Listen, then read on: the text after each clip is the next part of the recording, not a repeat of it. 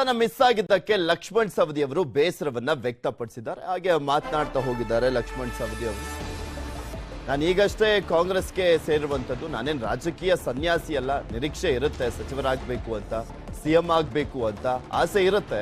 ಕಾಂಗ್ರೆಸ್ನಲ್ಲಿ ಹಳಬರಿಗೆ ಪ್ರಾತಿನಿಧ್ಯವನ್ನ ಕೊಟ್ಟಿದ್ದಾರೆ. ಈಗ ನಾವು ಈಗಷ್ಟೇ ಕಾಂಗ್ರೆಸ್ ಪಕ್ಷಕ್ಕೆ ಸೇರಿದ್ದೇವೆ, ಮುಂದೆ ಸಿಗುವಂತ ವಿಶ್ವಾಸ ಇದೆ ಅಂತ ಲಕ್ಷ್ಮಣ್ ಸವದಿ ಅವರು ವಿಶ್ವಾಸವನ್ನ ವ್ಯಕ್ತಪಡಿಸಿದ್ದಾರೆ. ಸಹಜವಾಗಿ ಅದು ಕಾರ್ಯಕರ್ತರಿಗೆ, ಅಭಿಮಾನಿಗಳಿಗೆ, ನನ್ನ ಪರವಾಗಿರ್ತಕ್ಕಂಥ ಜನರಿಗೆ ಸ್ವಲ್ಪ ನಿರಾಶೆ ಆಗೋದು ಸ್ವಾಭಾವಿಕ. ಯಾಕಂದರೆ ಎಲ್ಲ ಅವ್ರವ್ರ ಶಾಸಕರ ಅಭಿಮಾನಿಗಳು ಅವ್ರವ್ರ ಕ್ಷೇತ್ರದ ಅವ್ರವ್ರ ಮಂತ್ರಿಗಳಾಗಬೇಕು ಅಂತಕ್ಕಂಥ ಬಯಕೆ ಇರ್ತಕ್ಕಂಥದ್ದು ಸ್ವಾಭಾವಿಕ. ಅದು ಈಗ ಮಾಡೋದೇ ಒಟ್ಟು 34 ಮಾಡಬೇಕು.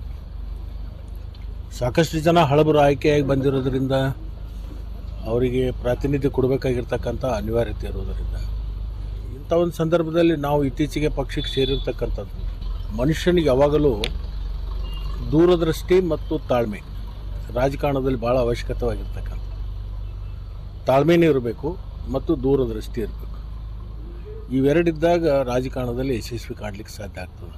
ನಾನಂತೂ ನಿರಾಶೆ ಆಗಿಲ್ಲ, ಒಳ್ಳೆ ದಿನಗಳು ಮುಂದೆ ಇರ್ತಾವೆ. ಬಟ್ ನಿರೀಕ್ಷೆ ಇತ್ತು ಸವದಿಯವರಿಗೆ ಸಚಿವ ಸಂಪುಟದ ಸ್ಥಾನಮಾನ ಸಿಗುತ್ತೆ ಅಂತ, ಬೆಳಗಾವಿಯಲ್ಲಿ ಒಂದು 3 ಆದರೂ ಸಿಗುತ್ತೆ ಅಂತ ಇತ್ತು. ಬಟ್ 2 ಆಯಿತು.